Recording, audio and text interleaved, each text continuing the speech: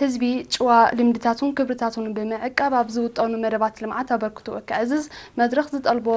ጉዳይ ከም ዝኾነ ኣማሓዳሪ ዞባ ደቡብ ኣቶ ኤፍሬም ገብረክርስቶስ ብ20 ጥቅምቲ ምስ ነበርቲ ዞባ ማይምነ ኣብ ዝገበሮ ርክብ ኣዘኻኺሮም አቶ ኤፍሬም ኣብ መግለጺኡ ወፈራታት ካብ ክብርታት ሕብረተሰብ ኤርትራ ከም ዝኾነ ብምጥቃስን ህዝቢ በብከባቢኡ ጀሚርዎ ዘሎ ማእቶታውን ጥፈታት ዘለዎ ኣድንቆት ብምግላጽን ብዝበለጸ ውዳቤ ብዝሓየለ ክቕጽሎ ኣተሓሳሲቡ መሰረት ምዕባለ ትምህርቲ ምዃኑ ብምምልካት ድማ ነበርቲ ዞባ ማይምነ ንደቆም ናብ ትምህርቲ ክልኹን ብግቡእ ክከታተሉን ከምኡውን ንጉዕዞ ደቂ ኣንስትዮ ኣብ ትምህርቲ ዝዕንቅጽ ድሑር ልምድታት ከወግዱ ተላብዮም ኣማሓዳሪ ዞባ ማይምነ ኣቶ ፍሮወንጌል ተሃይማኖት ብወገኑ ህዝቢ ዞባ ኣብ ዝውጠኑ ማእቶታውን ጥፈታት ልዑል ተሳታፍነት ከም ዘለዎ ብምምልካት ኣብዛ ዓመት ብወፈራት ዝተጸገና ብኽራማት ዝተባላሸዩ ዝጸንሐ መስመር ማይምነ ዓዲ በሓይላይ ሓድሽ ዓዲ ናይ ዝመርኣያ ከም ዝኾነ ኣረዲዩ ተሳተፍቲ ኣብ ዝሃበው ርእቶ ዓመት መጸ ብኽራማት እናተባላሸወ ምንቅስቃስ ሻቅሎት ዝፈጥረሎም ዘሎ መስመር ዓዲ ኋላ ማይምነ ቆላሕታ ክግበረሉ ጉዳይ ዋሕዲ ሞያዊ ዓቕሚ ሰብ ኮማዊ ሆስፒታል ማይምነ ክሕሰበሉ ሕጽረት ጽሩይ ዝተማይን መራኸቢታትን ጠመተ ክግበረሉ ከምኡውን ተደናግዩ ዘሎ ውጥን ሓውሲ ከተማ ማይምነ ክቃላጠፍ ተላብዮም زيكازي أمحدار زوبا دبوب أتو إفريم قبل خريستوس أبتن الزوبا استوادو تكالات محبراوي أقلقلوتن بتساتفو هزبي استسرحت إرقاتاتن حاولت سماعتاتن كمون أبتبقو كوناتات تركب أبكباب حوص ختما مايمنة عدي بحيلاي عد مرهون قولاقول مرقبان زلو أكال تعذيبهم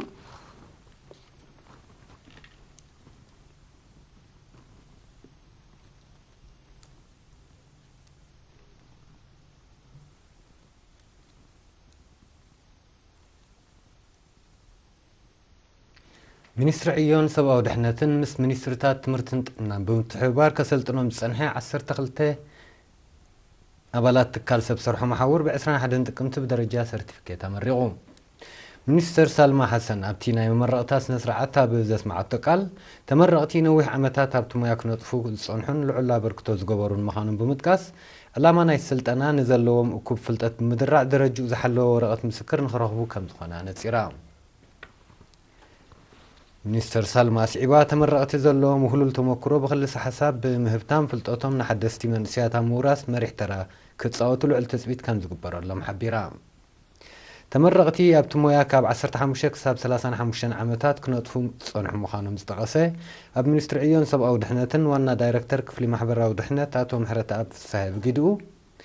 ነዚ ብዓይነቱ ናይ መጀመርታ ዝኾነ ስልጠና ናብ ዝለዓለ ደረጃ ንምዕባይ ክስራሓሉ ምዃኑ ኣብርሂቡ ወኪል ተመረቕቲ ብወገኑ ዝቐሰምዎ ስልጠና ነቲ ቅድሚ ሕጂ ብግብራዊ ስራሕ መሊኾም ዝጸንሑ ሞያ ብኽልሲ ሓሳብ ምህብታም ስንኩላን ዜጋታት ኣብ ምንቅስቓስ ከጋጥሞም ንዝጸንሐ ጸገማት ብዝተመሓየሸ ፍርያት ንምቅላል ድርኺ ዝፈጥር ምዃኑ ኣረዲኡ ን19 ዓመታት ኣብቲ ሞያ ዝነጠፈ ኣቶ ማእከለ ተኸስተ ኣብ ዝሃቦ ርእቶ ዓስቢ ናይቲ ሞያ ብዝያዳ ኣብ ጽጉማት ብእትሪኦ መስተርሆት ዝጉልሕ ምዃኑ ብምሕባር ዝወሰድዎ ስልጠና ብስርሖም ዘለዎ ኣበርክቶ ዕዙዝ ምዃኑ ኣብርሂቡ ካብ ተጠቀምቲ ኣቶ ጆርጅ ወልደጽዮንን ኔሪን ኣብ ዝሃቦ ሓበሬታ ሰላ ፍርያት ትትካል ኣብ ስርሑ ብዘይጸግም ብምንጣፍ ማዕረብ ጾውቲ የፍሪ ከም ዘሎ ብምብራህ ሰልጠንቲ ዝቐሰምዎ ትምህርቲ ነቲ ቅድሚ ሕጂ ዘመስከርዎ ኣፍራይነት ድርዒ ክኸውን ጽኑዕ እምነቱ ገሊጹ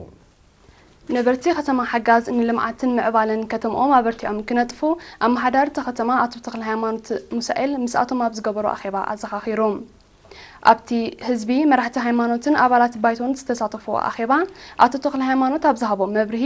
ብውህደት ህዝብን መንግስትን ከተማ ሓጋዝ ካብ ግዜ ናብ ግዜ ምዕባለ ተመዝግብ ከም ዘላ እዚ ድማ ኣብ ምምሕያሽ መነባብሮ ነበርታን ህዝቢ ተኸባቢ ብሓፈሻን ኣበርክቶ ይገብር ከም ዘሎ ሓቢሮም ኣቶ ተክለ ሃይማኖት ኣስዒቡ ከጋጥም ዝጸንሐ ሕጽረት ጽሩይ ዝተማይ ኣብ ዝሓፀረ እዋን ክፍታሕ ብዝለዓለ ክስራሕ ምዃኑ ብምግላጽ ህዝቢ ውሕሉል ኣጠቓቕማን ዕቃበ ማይ ከዘውትርን ኣተሓሳሲቦም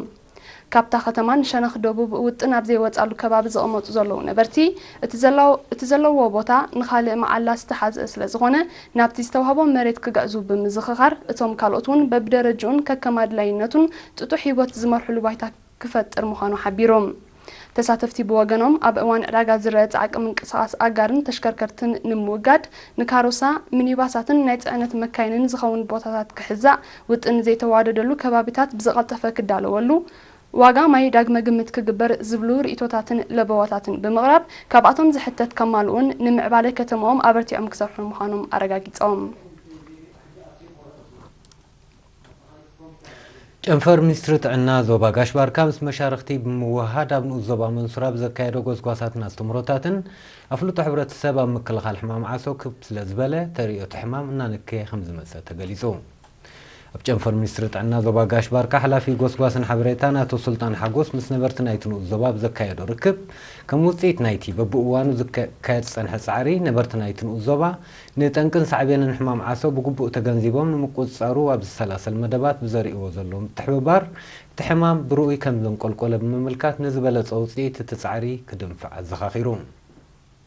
حلف بيت صحفة منستر تعنا ابن الزبا منصور أتو تخلو إياسو بوغانو بقصالي كسرح لهم بصنح مدبات مزرقحن مسبان النامسيا من ساق صارت أنتو مدهانيتن استفلا لي غوسغواساتن استمروتاتن أم كل غال حمام عصو زي النعق عبركتو كم زقبرو بمتكاس كدفع لهم مخان حبيرو كابت ساتفتي شيخ إبراهيم محمد طهن أتو كبرو مسكنان بقيدوهم اتي بسمويات عنا كساب عدتات مراد زوها باستمرتات غوسغواسات وصيتاوي سلا زخونه بزحيلك سرحلو التحساسيبهم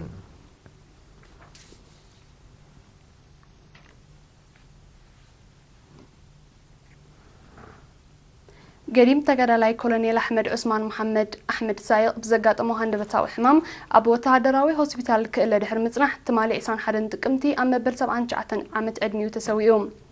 أبشهن شعتم إثن سوسان شدشن ناو حارنتاو ألسي تسلفس وقديم تقرأ كولونيل أحمد عثمان كساب إلاتم مسواتو أبتواقع سراويتن حيل بحر إيرتران بزتفلالي درجة حلفنت إيرترا بتقهاتن توفاينتن زقلقل حربين يايو